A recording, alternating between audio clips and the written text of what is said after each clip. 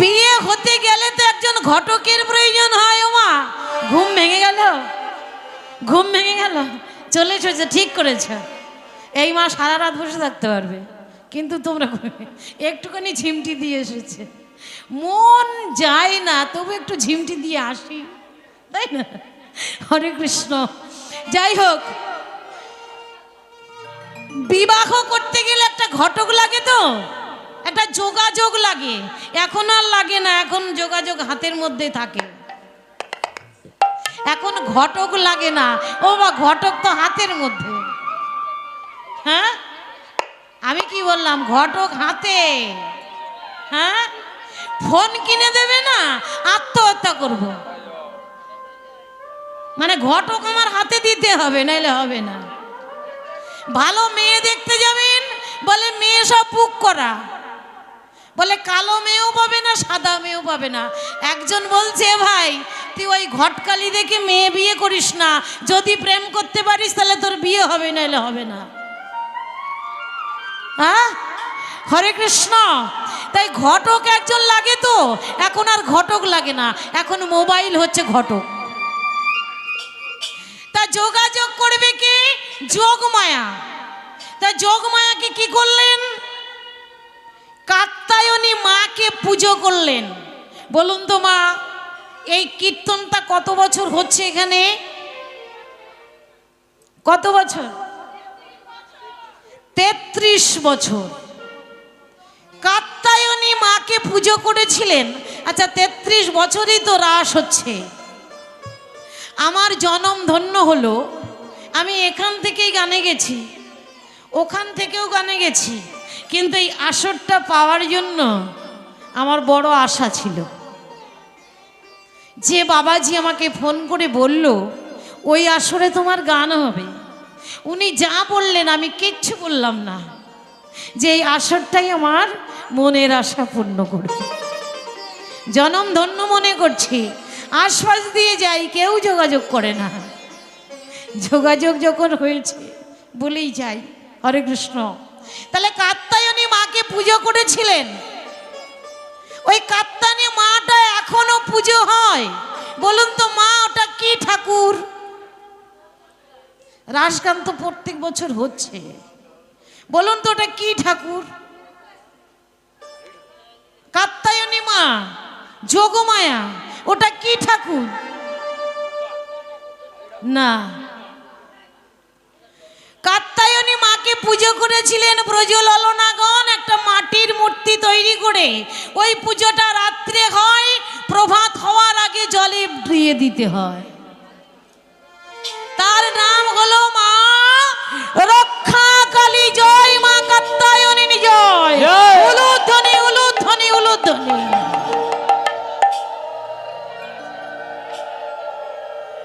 ওই কাত্যায়নী মাকে পুজো করেছিলেন, যার নাম রক্ষা কালী। রাত্রিতে পুজো করতে হবে, সকাল হওয়ার আগে ওকে বিসর্জন দিয়ে দিতে হবে। তো রক্ষা কালী পুজো করেছিলেন কেন? বুঝতে হবে মা। হে মা রক্ষা কালী, আমরা ভগবান কৃষ্ণকে প্রতিরূপে লাভ করতে চাই, তুমি রক্ষা করো ঠাকুর। কেমন রক্ষা করবে জানো? ঘরের দিকেও রক্ষা করবে, আর আমরা যখন যাব তার কাছে আমাদেরকেও রক্ষা করবে। আমাদের সব কুল যেন বজায় থাকে। কি গো মা, অধিক রাত্রে যদি বনে যায় কারোর ঘরের স্ত্রী, সকালবেলা হলে কি তার ঘরে নেবে? নেবে না। তাই রক্ষা কালীর পুজো করেছিল, যে ঘরের দিকে রক্ষা করো, আবার বনের দিকেও রক্ষা করো। সেদিন ভগবান বসন চুরি করেছিলেন, বলেছিলেন আমাকে আত্মসমর্পণ করো, আমাকে তো প্রতিরূপে পেতে চাও, তো আমার কাছে লজ্জা রাখলে হবে না। কিন্তু মা, লজ্জা কি সহজে দেওয়া যায়? যায় না। বললো তোমরা সূর্য প্রণাম করো। যখন সূর্য প্রণাম করতে গেল, একে একে বসন দিয়ে দিল। বলল আগত শারদীয়া পূর্ণিমা রজনীতে তোমাদের মনোবাসনা পূর্ণ করি। তবে শুনে রাখো গোপীগণ, প্রত্যেক দিন বৃন্দাবনে বাজিবে বাঁশি, কিন্তু সেদিন আমি যে বাঁশি বাজাবো এক একজনের নাম ধরে বাঁশি বাজাবো। বাঁশি বাজিয়ে একই টানে, যার যেমন কর্ণে শ্রুতির গতি সে তেমনই শোনে। হ্যাঁ,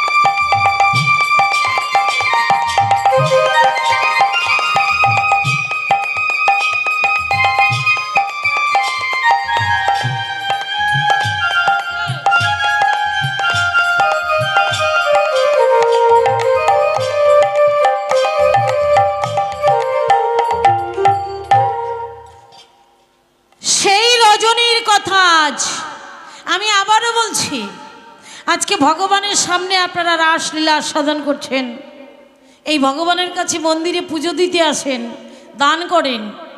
ভগবানের কাছে রোগ ব্যাধি জরা ব্যাধি সব কিছু দান করবেন, এক মনে কায় মনোবাক্যে তিনি সবটাই নিয়ে নেবেন, আপনাকে সুস্থ করবেন। হ্যাঁ, ভগবান বলেছে জানিস কখন আমার হাসি লাগে জানিস? বলে কখন? কখন বলেছে? নারদকে বলছে, বলো নারদ আমার মাঝে মাঝে হাসি পায়। বলে কেন? বলে জানিস সে আমাকে অনেক কিছু দিয়েছে। কি বলছো? কে?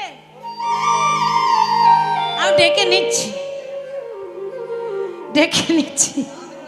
রাধে রাধে। বলছে আমার হাসি পায়। বলে কখন হাসি পায়? বলে এই দেখ, সেই ছেলেটার মা, ছেলেটা যখন জন্ম হলো কান্নাকাটি করলো, ভালো করে দাও, ঠিক করে দিলাম, চাকরি পাইয়ে দিলাম, সে বড় চাকরি করে, কিন্তু তার বাড়িতে বড় বড় অনুষ্ঠান হয়, আর আমার বেলায় কি দেয় জানিস? এত বড় একটা কাঁসার থালা, ওই থালাটা মাজবার জন্য একজন আছে, আর ওই অনুষ্ঠানের সময় আমি ওই মন্দিরে গিয়ে দেখি জানিস একটুখানি একটা নকুনদানা গড়াগড়ি খাচ্ছে। আবার ঘরে পাখা লাগিয়েছে, গোপালের ঘরে পাখা লাগিয়েছে, এত বড় একটা থালা আর একটা নকুলদানা পাখার হাওয়ায় গড়াগড়ি খাচ্ছে। বল তখন আমার হাসি লাগে। তাই প্রতিশ্রুতি রাত্রি কেউ ঘুমাবেন না। সেই রাত্রির কথা মনে পড়েছে প্রাণ কৃষ্ণের। মা যশোদার ঘরে শয়নে আছেন গবাক্ষ দ্বার দিয়ে। গবাক্ষ কাকে বলে মা? বুঝতে হবে, শুধু গান শুনলে হবে না, নাচ দেখলে হবে না, বুঝতে হবে। গবাক্ষ দ্বার কাকে বলে বাবা? গবাক্ষ দ্বার শুদ্ধ ভাষা, সাধু ভাষা। জানালাকে বলে গবাক্ষ দ্বার। জানালা আপনি বন্ধ করেছেন তো, হয়তো একটু আলগা আছে, তার ভেতর দিয়ে যে রশি আসছে, গবাক্ষ দ্বার। জানলাটা বন্ধ করে দিয়েছে হাওয়া লাগবে বলে মা যশোদা একটু আলগা করে রেখে দিয়েছে। ওই ফাঁকা জায়গার থেকে পূর্ণ চন্দ্রের রজনী একদম কৃষ্ণের অঙ্গে ঝিলমিল ঝিলমিল করছে রশ্মি। দেখবেন শারদীয়া চন্দ্র শরৎকালে যে রাস পূর্ণিমা চন্দ্র পূর্ণ গোলাকার এবং ওই চন্দ্রের জ্যোতি বেশি। লক্ষ্য করে দেখবেন, যখন সর্বাঙ্গে পড়েছে তখন প্রাণ কৃষ্ণ ওই রশ্মি দর্শন করে বাইরে এলেন, এসে ছাদে উঠেছে, একা একা ছাদে উঠেছে। উঠে দেখছে বাহ, চন্দ্রটা তো খুব সুন্দর। হ্যাঁ, আবার ওই ছাদের উপর থেকে দেখছে বাড়িতে যত রকমের ফুল গাছ ছিল, 12 মাসের ফুল গাছ ছিল, কিন্তু সব একসাথে ফুটে উঠেছে। হ্যাঁ, প্রাণ গোবিন্দের মনে পড়ে গেছে সেই কথা। কোন কথা? প্রতিশ্রুতি দিয়েছিলেন। কি বললেন? কেবা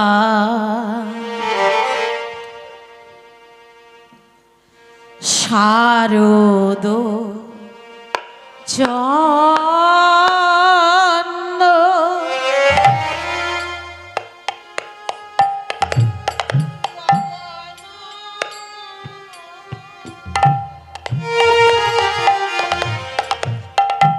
শারদ চন্দ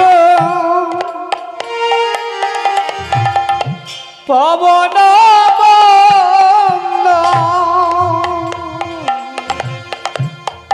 শারদ চন্দ পবন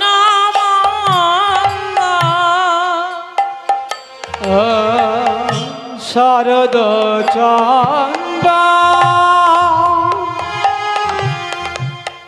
পবন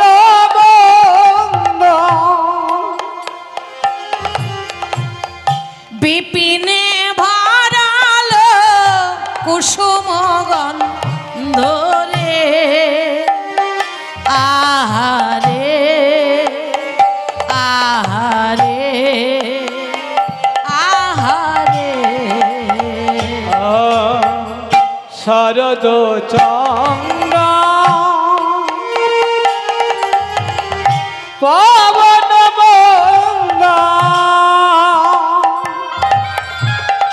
বিপিনে ভরাল কুসুম গন্ধ রে, গন্ধ রে গন্ধ রে গন্ধ রে। কিবা ফুল মল্লিকা মালতী জ্যোতি, ফুল মল্লিকা মালতী জ্যোতি,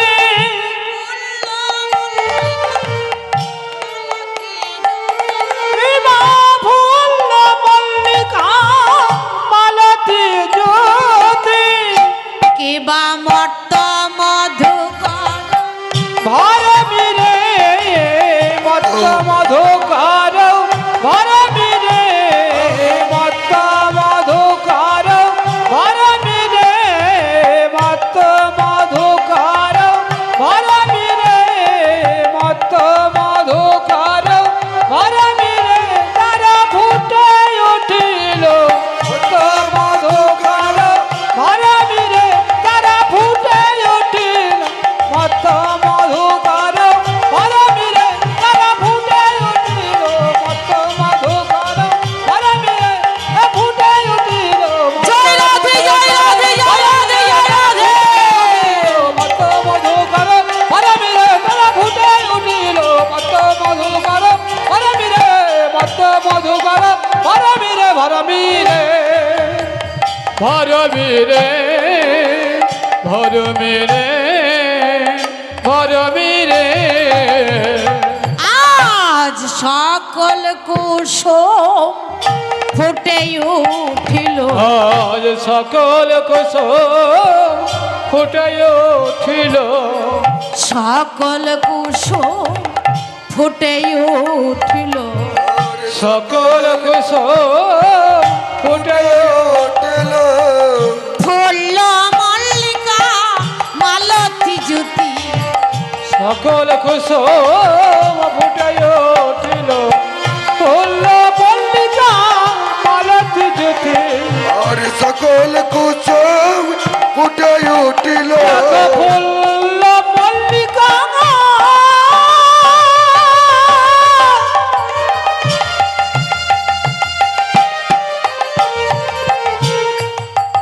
আর মালতী জুতি সকল ফুল ফুটে উঠিল ফুল মল্লিকা মালতী জ্যোতি দেখো সকল কুসুম ফুটে উঠিল যোগমায়ার প্রভাবে দেখো সকল কুসুম ফুটে উঠিল ফুল মল্লিকা মালতী জ্যোতি ওই সকল ফুল তো ফুটে উঠিল ফুল মল্লিকা সকল ফুল তো ফুটে উঠিল ফুল মল্লিকা মালতী জ্যোতি দেখো সকল কুসুম ফুটে উঠিল সমস্ত কুসুম যখন ফুটে উঠেছে, হ্যাঁ, রাজীব বাউরি ফুল ফুটেছে তাই 100 টাকা দান করেছে।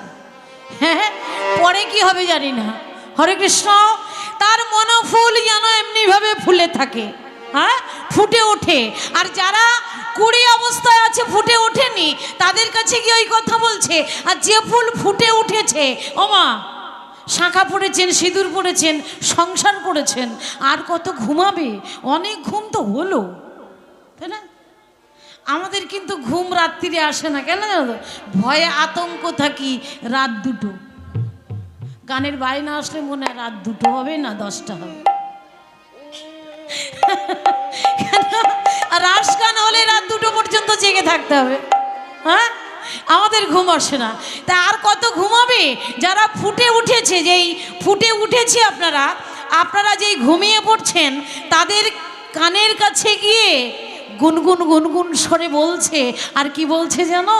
তোমরা ফুটেছো, বসে আছো, হাঁ করে ঘুমোচ্ছে গো। গড়িয়ায় মশার উৎপাত, মশা বলে তোমরা যেন ফুটে ওঠো না, তোমরা যেন ঘুমায়ো না, তোমরা যেন ঘুমায়ো না।